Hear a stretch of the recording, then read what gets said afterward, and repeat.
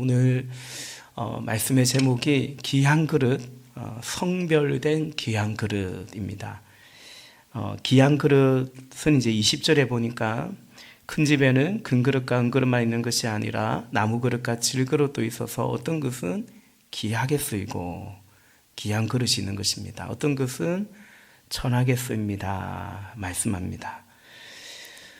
여기서 귀한 그릇은 재료에 따라서 그 그릇의 재료가 금이냐 은인가 아니면 나무인가 흙인가 그 재료 값이 벌써 다르지 않습니까? 그래서 여기서는 재료와 그에 따른 값어치를 의미합니다. 따라서 큰 그릇, 은 그릇이 마땅히 귀한 그릇이겠죠. 그리고 21절에 보면 맨 끝에 보면 성별된 귀한 그릇이라는 표현이 나옵니다. 이것은 여러 그릇이 있는데 그런데 성별된 귀한 그릇은 어떤 그릇인가 하면 자신을 깨끗하게 하면 주인이 온갖 좋은 일에 요긴하게 쓰는 성별된 귀한 그릇이 될 것입니다 라고 말합니다. 깨끗한 그릇입니다. 주인이 쓰시기에 요긴한, 이전 성경에 보면 주인이 쓰기에 합당한, 주인이 쓰기에 참 편한 이제 그런 그릇입니다. 이것은 꼭 재료 때문만은 아닙니다. 여기서 귀한 그릇은 깨끗한 상태를 의미합니다. 그리고 여기서 이 상태라는 것은 깨끗함이라고 볼 수 있는데 깨끗해야죠. 정결해야죠. 그런데 오늘 사도가 말하는 여기서 귀한 성별된 귀한 그릇의 하나의 핵심은 단지 깨끗한 그릇이 아니라 주인이 쓰시기에 요긴한 그릇을 말하는 것입니다.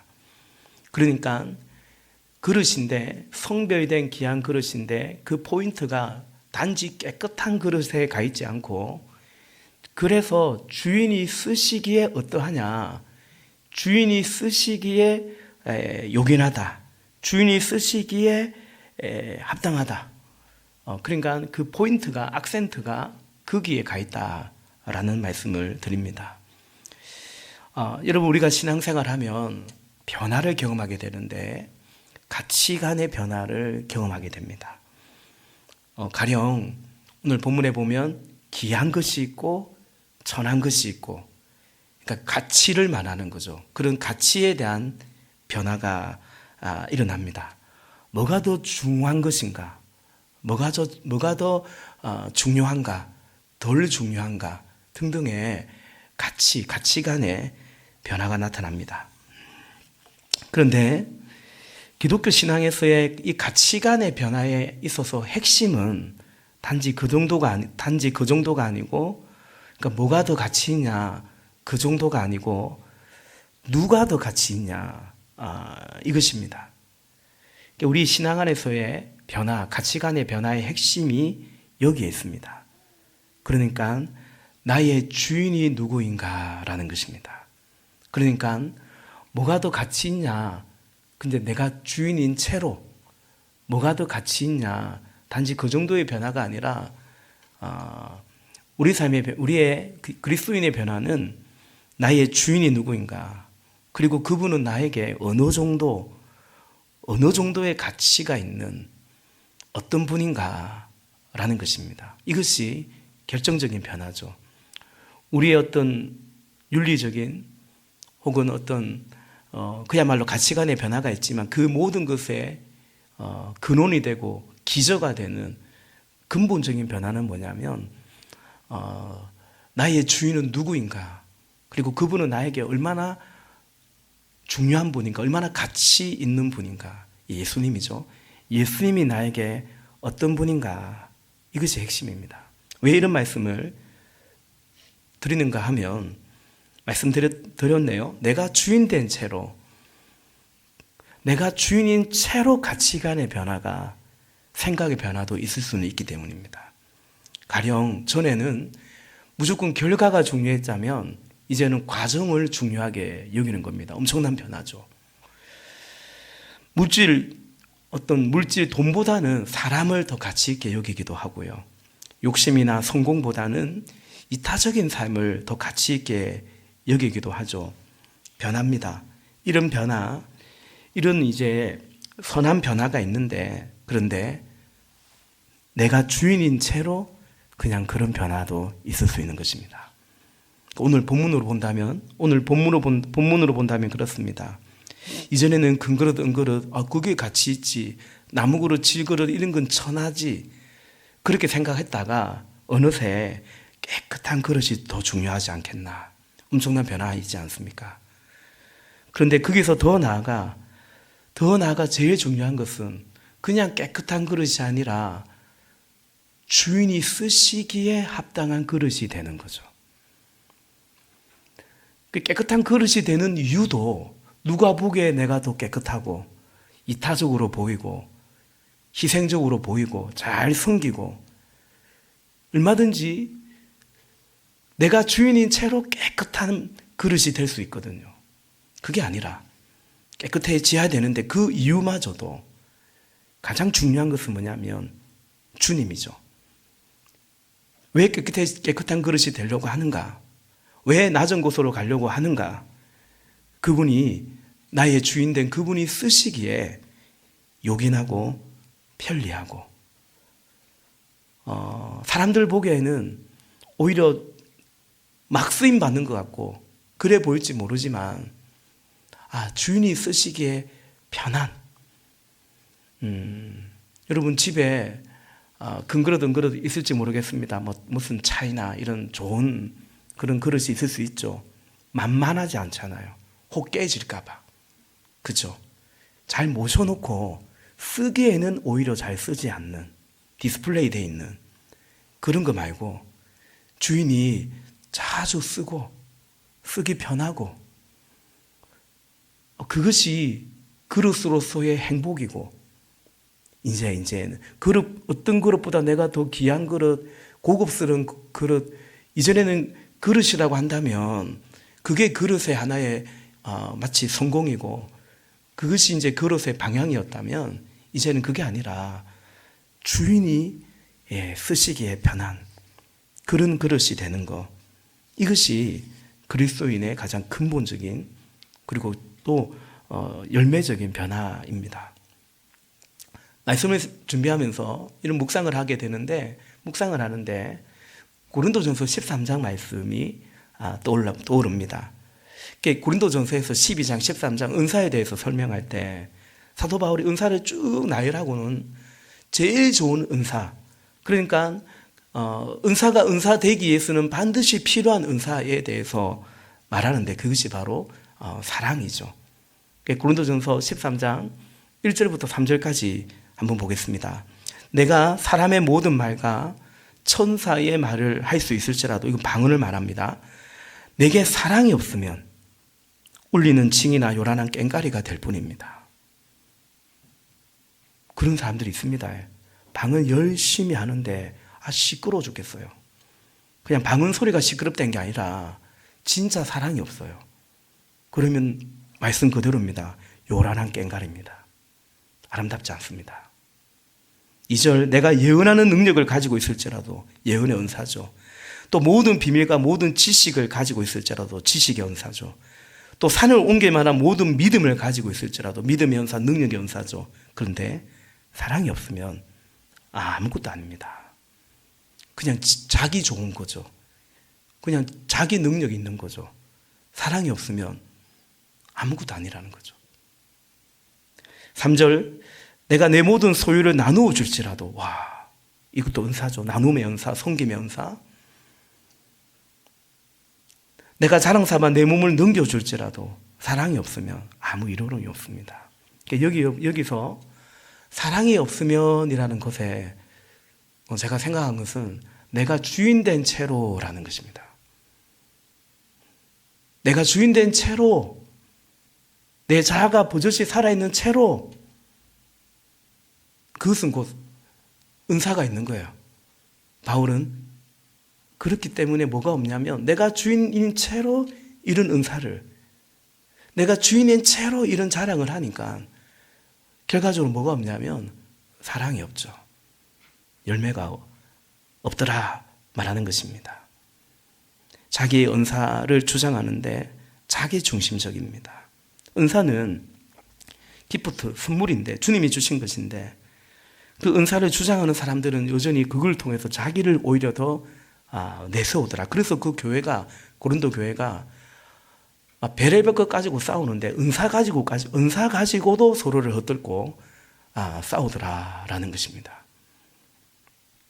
그런 점에서 참된 변화는 결국은 주님이죠. 주님과의 관계입니다. 하나님께서 그리 하시는 것 같아요. 저는 그렇게 생각합니다. 메시지를 전하다 보면 한 달 단위로 비슷한 얘기를 하게 되는 것을 좀 저는 경험하게 되는 것 같습니다. 이번 주일에도 그런 얘기 했지 않습니까? 교회 성경적 사역 분담 다 좋습니다. 근데 교회의 머리 대신 주님을 향한 사랑이 없이 이것이 성경적이라고 한들 그거 그렇게 와닿고 그리고 따르겠냐라는 것입니다. 결국은 주님과의 관계죠. 주님과의 관계가 결국 교회와의 관계고 그 속에서 우리가 어떤 교회를 세워갈 것인가, 우리 교회가 어떤 교회 되기를 원하는가. 여러분, 주님과의 관계가 바로 서 있으면 우리 교회가 좀 부족해도 교회를 사랑하는 거예요. 좀 마음에 안 들어도 교회를 사랑하는 거예요. 왜냐하면 교회 이전에 주님을 사랑하기에 그분의 교회이기 때문에 그런 거 아니겠습니까? 그러나 아무리 좋은 교회, 완벽한 교회는 없겠지만 그러나 정말 완벽 비스무리한 교회라 할지라도 주님과의 관계가 안 좋으면 어쩌든지 트집을 잡아내고 어쩌든지 그 교회의 허물을 집어내고 안 그럴 수가 없지 않겠냐라는 것입니다. 목장도 마찬가지겠죠. 그런 점에서 참된 변화는 결국은 그리스도인은 그리스도와의 관계입니다.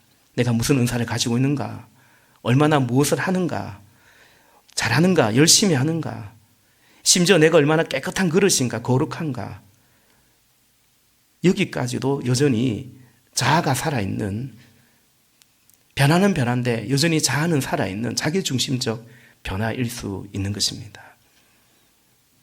다른 듯 세상의 변화와 세상과 다른 듯 결과적으로 비슷한 변화일 수 있다는 것입니다. 그건 이제 아무 소용이 없을 수 있다라는 거죠.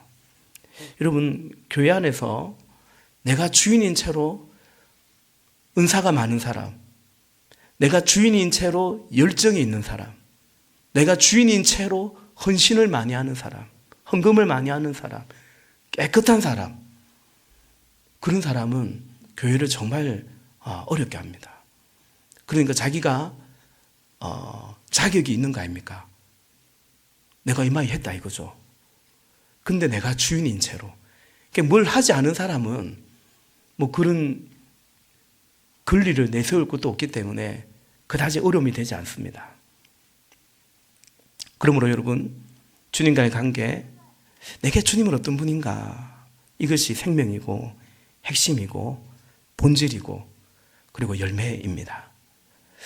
여러분, 이 주님과의 관계, 그러니까 이전에 20절은 넘어섰어요. 세상에 귀한 것, 천한 것, 이제는 나에게는 그런 것이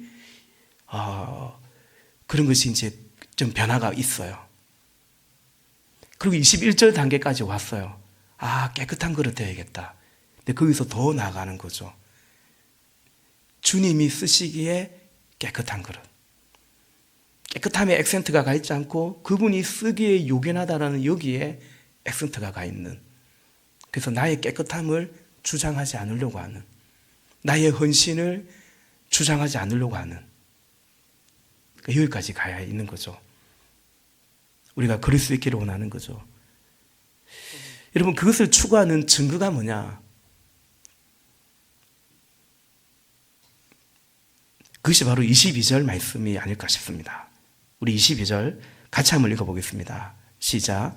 그대는 젊음의 정욕을 피하고 깨끗한 마음으로 주님을 찾는 사람들과 함께 의와 믿음과 사랑과 평화를 쫓으십시오. 아멘. 아멘. 아멘. 어이구야. 네. 새로 장만했습니다. 무슨 가이크. 성능 아주 좋네요. 네, 좋습니다. 22절에 보면 하나의 동사, 명령어가 있습니다. 피하고라는 거죠. 그리고 22절 맨 끝에 가면 쫓으십시오.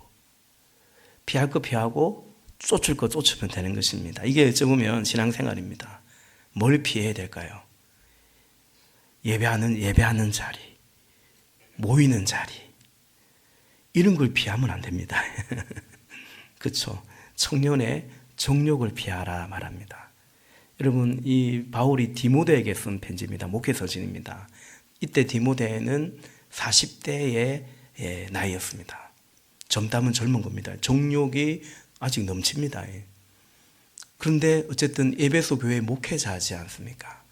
그럼에도 사도 바울은 디모데야, 너 젊음의 정욕을 피해야 된다.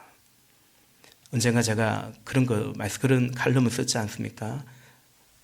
대적할 것이 있고 피할 것이 있다. 마귀는 대적하고 음행은 피하라는 것입니다. 이렇게 잘 피해야 됩니다. 불리한, 정욕적으로 재짓기에 불리한 환경으로 우리를 둬서는 안 됩니다. 제가 그런 얘기하죠. 밀폐된 공간에 남녀가 같이 있지 말라. 그러면 굉장히 정욕적으로 불리한 환경에서 정욕과 싸워야 되거든요. 그런 것을 경고음이 들리지 않습니까? 그거 피해야 된다라는 것입니다. 그리고 쫓아야 됩니다. 쫓는 거 뭐냐면 의와 믿음과 사랑과 평화입니다. 저의 억지 해석이 아니고요. 다 관계적인 용어입니다. 의라는 것도 언젠가 하나님 나라와 그것이 하나님의 나라도 하나님과의 관계고 의도 하나님과의 관계라고 했죠. 관계입니다. 믿음도 뭡니까? 믿음은 말 그대로 하나님과의 관계입니다. 사람 사이의 믿음은 관계가 좋다는 말입니다. 믿음이 좋다는 것은 하나님과 관계가, 하나님하고 사이가 좋다는 걸 말합니다. 사랑과 평화는 그 열매입니다. 그러니까 우리가 예수님이 나에게 어떤 분인가, 그건 이제 깨끗함을 쫓아가는 거죠. 그래서 정욕을 피하는 겁니다.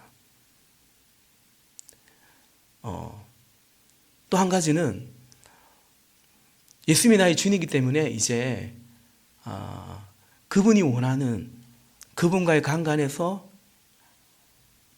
의와 믿음과 사랑과 화평을 쫓아가는 것입니다. 그런데 이 모든 것을 가능하게 하는 것은 뭐냐면 가운데 깨끗한 마음으로 주님을 찾는 사람들과 함께라는 것입니다. 우리는 누구와 함께 하느냐? 거의 그것이 내가 어떤 사람이 되고 어떤 신앙이 되고 어떤 교회가 되고의 결과물을 반드시 만들어냅니다. 여러분, 우리는 누구와 함께 하느냐에 따라서 변화가 일어나고 변질되기도 합니다. 반대로 말하면 누구와 함께 이것이 없이 변화되는 일은 거의 없습니다. 그래서 가정교회에서 세 축을 강조하는 이유가 뭐냐면 예배를 통해서 하나님과 함께하고 말씀을 통해서 또 지적인 말씀에 함께하고 목장을 통해서도 함께하는 겁니다. 함께할 때 바뀌기 때문에 그렇습니다. 더욱이 그 함께할 때는 요즘 주일에 말씀드리는 것처럼 딱 내가 원하는 선택적 교제와 그런 함께만이 아니라 예수님의 제자들이 예수님하고만 함께 있는 게 아니고 다른 제자들과 함께 있었던 것처럼 어쨌든 함께라는 것을 통해서 우리의 믿음은 자라가고 결국은 하나님과의 관계도 변화되어 갑니다. 핵심은 주를 깨끗한 마음으로 찾는 사람들과 함께라는 이것입니다. 그래서 교회가 중요합니다. 교회에 왔는데 주를 깨끗한 마음으로 찾는 사람들이 아닌 세상 비스무리한 교회일 수 있거든요.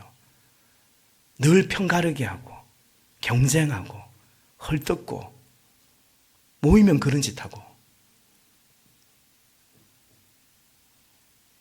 함께 해봤자 뭐 성결해지는 것도 아니고요. 함께 해봤자 그리스도인의 제자가 되는 것도 아니고요. 그래서 여러분 우리는 교회가 중요합니다. 우리가 함께 주님 기뻐하시는 교회를 만들어 가야 되는 것입니다. 그리고 여러분 결과적으로 이것은 과정인과 동시에 주를 깨끗한 마음으로 주님을 찾는 사람들과 함께 한다는 것, 다른 이와 함께 한다는 이것 자체가 결국은 결과입니다. 마치 믿음의 열매가 사랑이듯이 우리는 함께 할 때 믿음이 자라고 그 함께함의 열매가 그 믿음의 열매가 함께 하는 것입니다. 하나님이 찾으시는 귀한 그릇, 성별된 귀한 그릇은 함께 할 수 있는 사람입니다. 그래야 주인이 쓸 수 있고 더 나아가 그게 쓰임 받는 것입니다. 무슨 말이냐면 주인이 쓰시기에 합당한 그릇은 탁월한 재주가 있고 능력이 있고 그게 아니라 주인이 쓰시기에 합당하고 용이한 그릇은 함께 할 수 있는 그릇, 함께 할 수 있는 사람입니다. 누구와도 함께 할 수 있는 사람. 이 사람 옆에 이 사람 붙여놔도 되는, 그래서 그 사람을 품어낼 수 있는 사람. 그게 이제 깨끗한 그릇, 주인에게 쓰임받는 그릇입니다. 겸손한 사람이죠. 간용의 사람이죠. 그리스도 예수의 마음을 가진 사람이죠. 나보다 남을 낮게 여기는 사람이죠. 까다롭지 않은 사람이죠.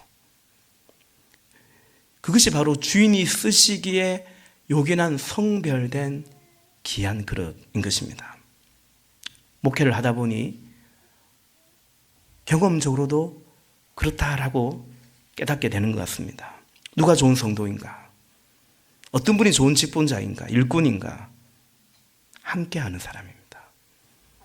함께 해내는 사람입니다. 누구를 붙여도 그를 품어내고자 하는 바로 그런 사람입니다. 반대로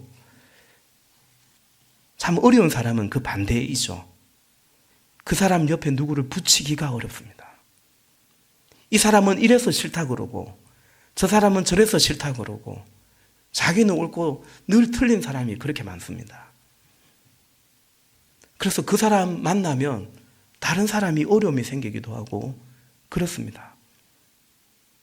제일 난감한 성도, 난감한 일꾼입니다. 우리 이제 목자님들은 제가 하는 말은 이런 말을 조금 더 알아들을 것 같습니다. 이미 목원들 중에서 어떤 목원이 좋은 목원이 있을까? 성경 많이 하는 목원입니까? 기도 많이 하는 목원입니까? 편한 목원이 있잖아요. 편한 목원. 이해 잘해주는 목원. 그저 까칠하지 않은 목원. 그러니까 목자를 해보면 이제 그걸 경험하게 되죠. 그리고 사실은 목자를 해보면 그 목원을 보면서 내 모습도 사실은 발견하게 되죠. 제가 볼 때 까칠한 목자에게 까칠한 목원이 잘 눈에 띄는 것 같습니다. 이 최영기 목사님의 말씀이거든요. 최영기 목사님이 생명상 강의 때 제가 하기도 안 하기도 이런 말씀합니다. 목사님, 우리 교회는 왜 이렇게 고급차를 많이 타고 오냐고 사람들이. 그런 얘기를 하는데 어떤 사람이 자기는 최 목사님은 그런 생각을 별로 해본 적이 없대요. 우리 신자들이 무슨 차를 타는가 그게 눈에 안 들어온 거죠. 근데 그 사람 눈에는 그게 들어오는 겁니다. 왜 그럴까요? 그 사람이 그게 관심이 많기 때문이죠. 사랑하시는 여러분, 함께하는 그릇, 이것이 깨끗한 그릇입니다. 나는 깨끗하기 때문에 이래서 안 되고 저래서 안 되고 그는 깨끗한 그릇이 아닙니다. 깨끗한 그릇은 주인이 쓰시기에 요긴하고 합당한 그릇이기 때문입니다. 근데 여러분, 함께하는 것이 사실 어렵습니다. 우리 본성적으로 쉽지 않습니다. 성숙해야 가능합니다. 성숙하고자 하지만 여전히 저도 그렇고요. 성숙하고자 하지만 잘 안 되기도 하고 잘 안 하려고도 하고 그런 거 있거든요. 함께 한다라는 것은 저 사람 둥글둥글하다, 사람 좋다, 그 정도가 아닙니다. 우리가 주인이 쓰시기에 합당한 함께하는 그릇, 그리스도를 따르는 세리와 죄인들과 함께 하셨던, 사람들이 손가락질하는 그 사람들과 함께 하셨던 그 예수님의 제자가 된다는 것은 그냥 우리의 천성이 좋아가지고는 그 정도로는 부족합니다. 결국은 자아가 죽어야 되는 겁니다. 그 예수님을 따른다는 것은, 그분이 쓰시기에 요긴한 그릇이 된다는 것은 자기를 부인할 때 가능한 것입니다. 예수님이 본체 하나님과 동등한 분이지만 자기를 부인하고 사람의 모양으로 나타나셨고 죽기까지 복종하셨던 것처럼, 이거는 이제 성령의 은혜가 우리 안에 있을 때, 우리가 또 그 부르심에 순종할 때, 사실은 그게 이제 그리스도의 제자가 되는 거죠. 주인이 쓰시기에 합당한 그릇이 되는 것입니다. 함께 한다는 것은 그냥 술술술술 되는 것이 아닙니다. 우리 교회가 건축이라는 굉장히 큰 일을 했습니다. 이제 시간이 꽤 지났지만 저는 찬반을 투표할 때 그 찬반의 퍼센트를 저는 기억합니다. 100% 아닙니다. 반대하는 분들 적지 않았습니다. 근데 반대할 수 있죠. 또 그렇게 우리가 의견을 물었으니까요. 근데 그 이후에 보면 저는 제 눈에는 보입니다. 어떤 분이 성숙한 사람인가. 우리 그 투표의 결정을 같이 따르기로 했습니다. 근데 따르지 않는 분이 있습니다. 제가 그분들을 비판할 마음이 아니라 도저히 따르기가 힘든 그런 우리 연약함이죠. 또 어떤 분들은 반대했는데 따라가는데 굉장히 소극적인 분들이 있습니다. 지금도 그렇습니다. 그냥 난 여전히 반대일세, 마치 이런 마인드로. 근데 또 어떤 분은 잘 모르죠. 그러나 저랑 얘기도 하기도 하고 의견을 제시하기도 했으니까 그때는 반대였지만, 걱정이 많았지만, 그러나 그렇게 종교인이 투표를 했고 그렇게 결정이 되었으니까 그때부터 생각을 달리 하시는 분도 있습니다. 신껏 헌금도 하고요, 기도도 하고요, 그리고 입당한 이후에도 함께 기뻐하고요. 저는 처음부터 찬성하고 좋아하고, 그러나 또 어떤 분들은 잘하자 해놓고 막 별로 안 하는 분도 있고요. 교회가 원래 그렇습니다. 교회가 이런 사람 저런 사람 있는 거거든요. 근데 제가 참 언젠가 칼럼에도 적은 적이 있는데요, 참 기이 보이는 분들은 분명히 저분은 염려가 많았고 이러저러한 이유로 반대했는데 결정한 이후에 그 뜻을 딱 따라가는, 그리고 자기의 역할과 책임을 적극적으로 임하는 그런 분들을 보면 저분이 몰랐는데 참 저분이 성숙한 분이었구나, 그걸 이제 보게 됩니다. 근데 이것은 건축이라는 큰 일만 있는 게 그럴 때만 아닙니다.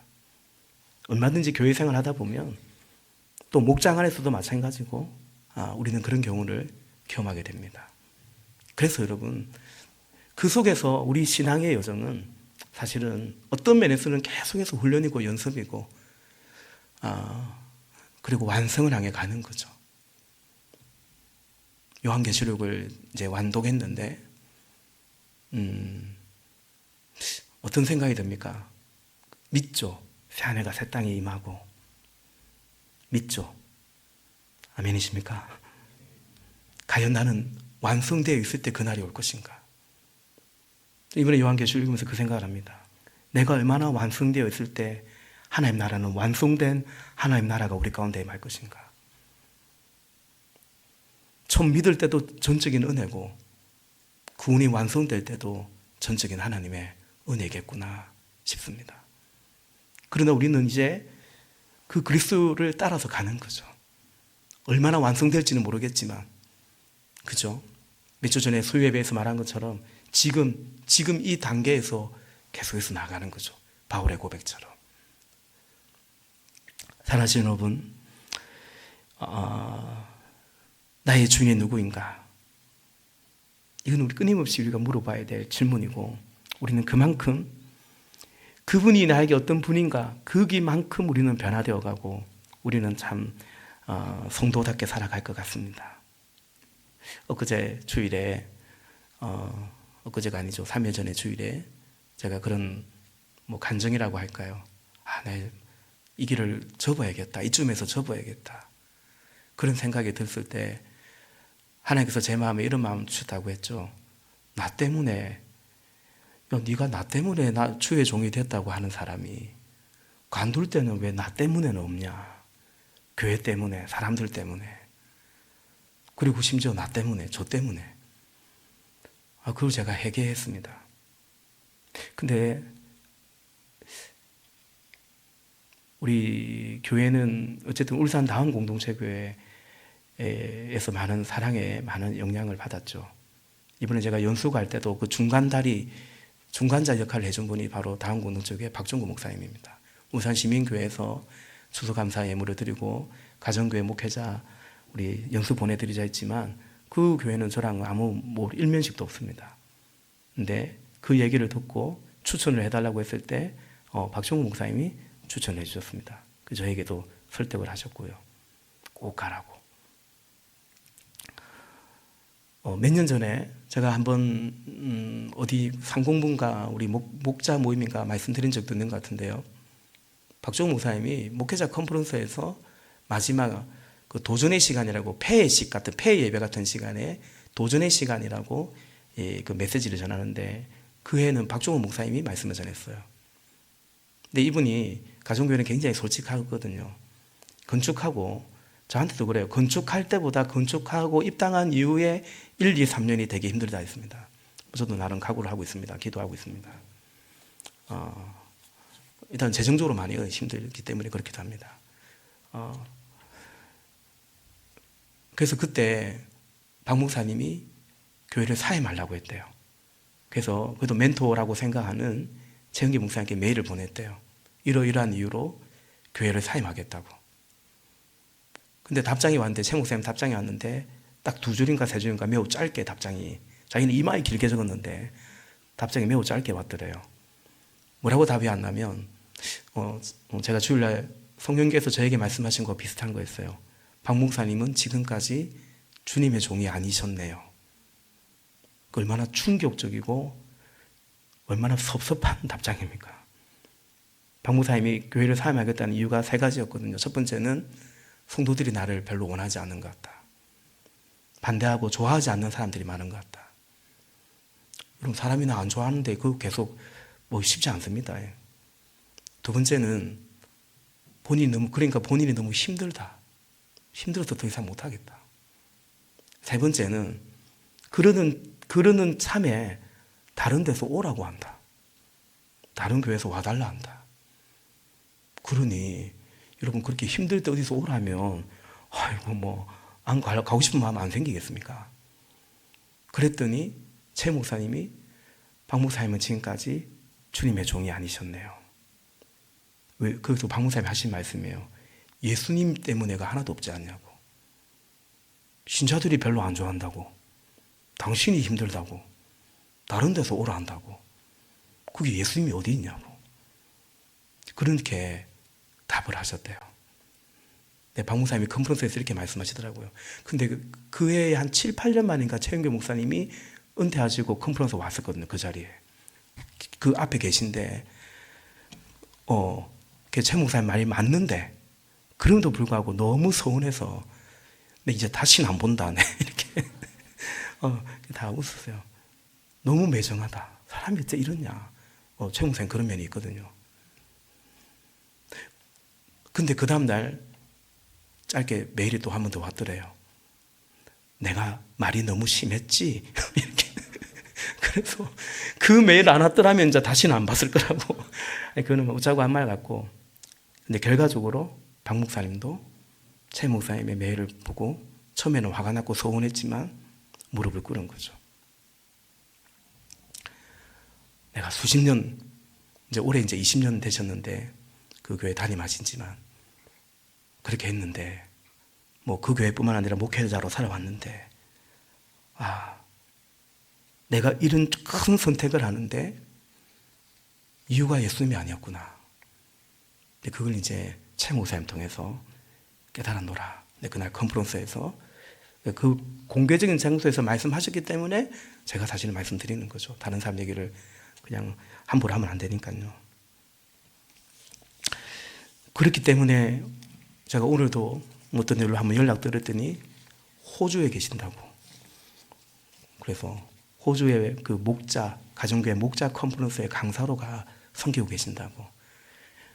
어쨌든 그 고비를 넘기니까 또 하나님께서 이렇게 하나님께 쓰임받는 그릇으로 사역을 하고 계신 것 같습니다. 말씀을 정리하겠습니다.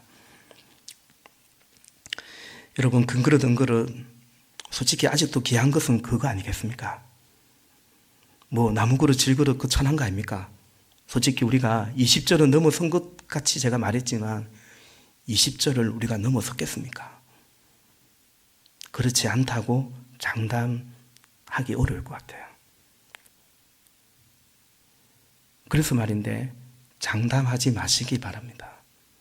난 이제 금그릇 은그릇 나무그릇 질그릇 별로 그게 중요하지 않아. 아니요, 여전히 중요할걸요. 근데 문제는 여기서 더 나아가야 되는 거죠. 더 나아가, 문제는 아닙니다. 축복입니다. 더 나아갈 수 있는 축복인데 깨끗한 그릇,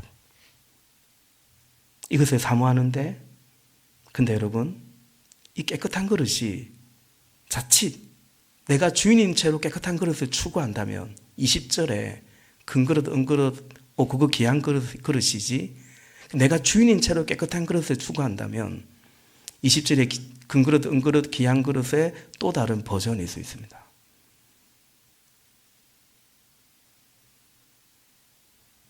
그러므로 이제 나에게 제일 중요한 것, 가치 있는 것은 주인입니다. 주인의 쓰시기에 요긴한 것, 이것입니다. 그래서 그 이유로 깨끗하기를 원한다라는 거죠. 요한일서 3장 2절과 3절입니다. 사랑하는 여러분, 이제 우리는 하나님의 자녀입니다. 앞으로 우리가 어떻게 될지는 아직 밝혀지지 않았습니다만 그리스도께서 나타나시면, 재림하시면 우리도 그와 같이 될 것임을 압니다. 이 땅에서는 우리가 어떻게 될지 모르겠다는 거예요.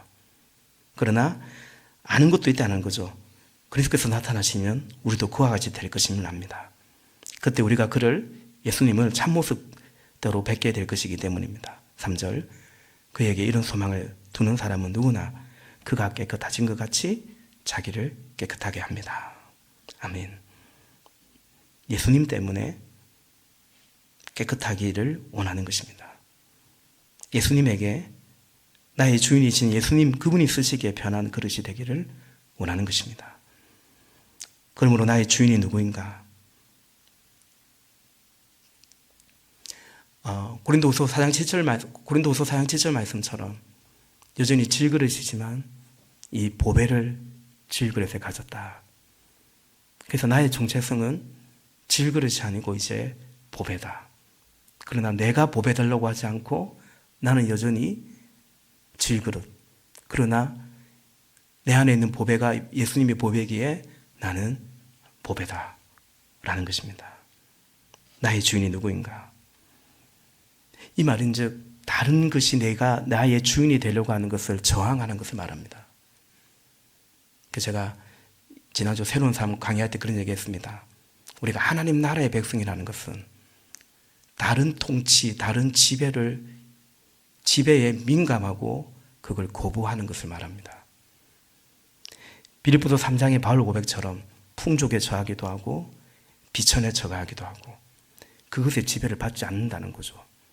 자족한다. 그리스도 안에서 자족한다. 풍족이나 비천의 지배를 받지 않고 나는 여전히 그리스도 안에 있다라는 거죠.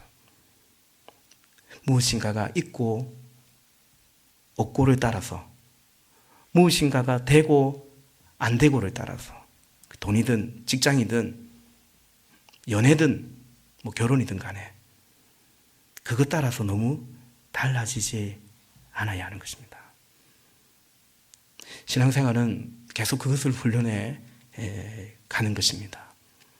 그렇게 믿음이 자라가고 그렇게 믿음이 우리의 삶이요 우리의 인생이 되는 거죠. 함께 하시기를 바랍니다. 기도하겠습니다. 우리 말씀을 생각하면서 같이 기도합시다.